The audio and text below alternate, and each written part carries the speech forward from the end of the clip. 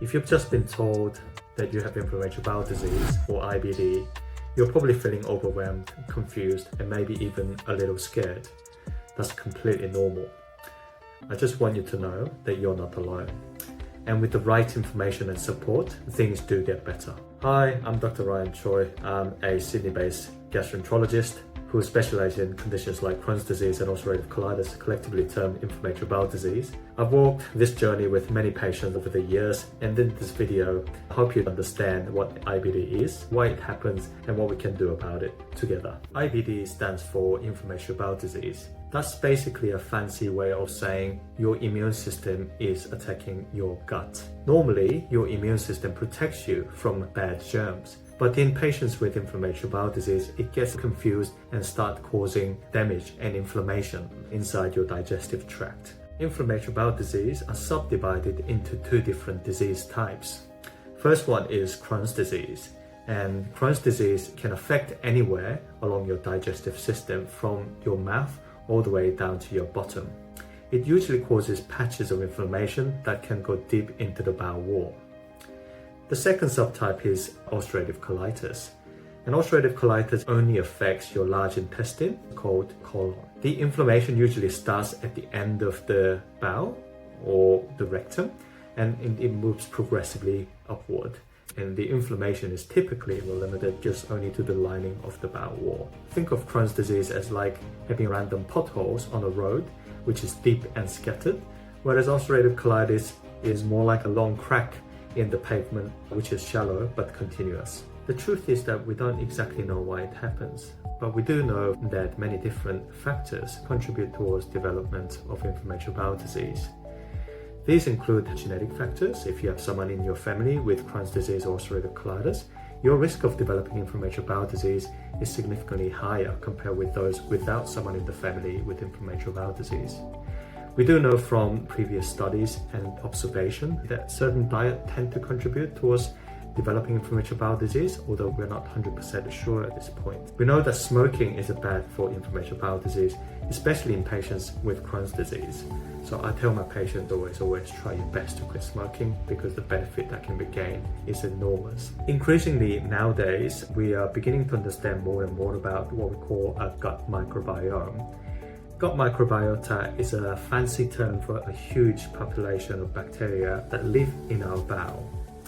And the composition and the function of the gut microbiome are thought to play a role in inflammatory bowel disease and what we call dysbiosis, which means an imbalance in the gut microbiota seems to contribute towards development of inflammatory bowel disease, although we are not 100% sure at this stage that which ones are the bad or the good ones, and we're waiting for more studies to come out to tell us. And I'm sure that our understanding of inflammatory bowel disease will improve a lot in the future. So in summary, in a sense, inflammatory bowel disease probably arises from a complex interplay of different genetic susceptibility and environmental triggers, and an abnormal immune response, with the gut microbiome playing a crucial role in the disease process. So what are the symptoms of inflammatory bowel disease? It really depends which part of your gut is affected, but this can include stomach pain, especially after eating food, and the diarrhea that doesn't go away even after many weeks, which is different to infection, because infective diarrhea typically goes away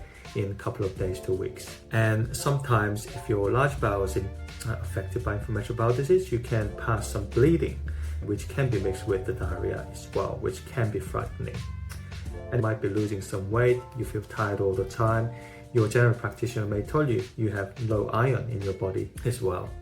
And importantly, you may have what we call urgency. This is where you're needing to run to the toilet suddenly when you feel the urge, and you often cannot hold, and sometimes this can lead to accidents outside, which can be embarrassing. It is important to understand that inflammatory bowel disease comes and goes, and you might have a bad period when you have flares and where symptoms get worse, and then you also have a period of remission and where things calm down. Our job as a gastroenterologist is to keep you in remission as long as possible so that you can have a normal life without any significant impact because of this disease. Now, here's the good news. We can treat inflammatory bowel disease.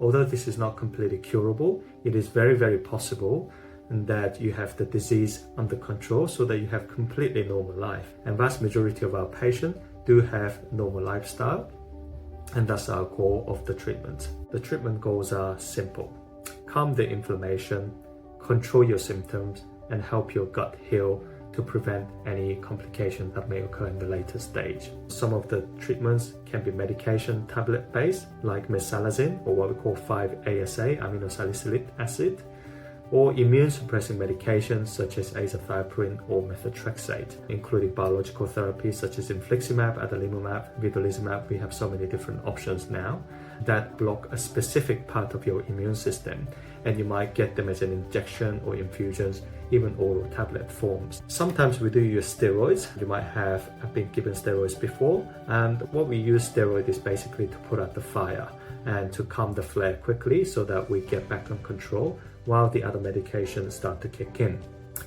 When everything fails, unfortunately, some patients do have the need to proceed to surgery, depending on what kind of complication that you have, and also depending on whether you have Crohn's disease or ulcerative colitis.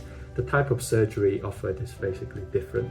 Sometimes we do need to offer surgery, and it may be the best option in certain circumstances, but in general, we tend to avoid surgery as much as possible if we can control the inflammation with these medications. We'll also work on your nutrition and mental health, and school and social life is an important part of our job as a gastroenterologist and as a healthcare team, and because you're not just a patient, but you're a person. And let's be real, inflammatory bowel disease doesn't just affect your gut.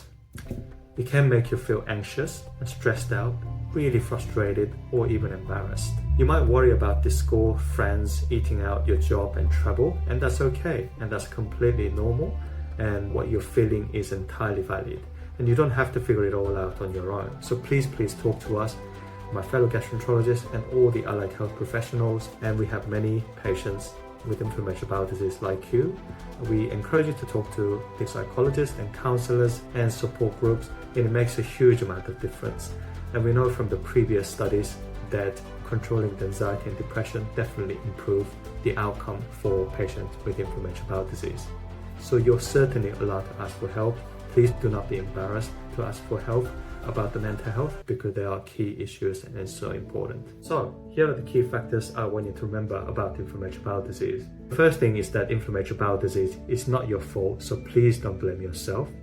And it's not the end of the world. There are many effective treatments, and you're certainly not alone, and you can live an amazing life with an inflammatory bowel disease. I've seen many patients who go on a study in the university or work as high-achieving individual and go travel, play support, everything that people do, all while managing their inflammatory bowel disease. And in your own way, at your own pace, we're there to support you. So that's all, everyone. Thank you very much for watching. If this video helped, and give it a like, subscribe, or leave a comment. I'm here to help you understand and live better with inflammatory bowel disease. And remember, you've got this.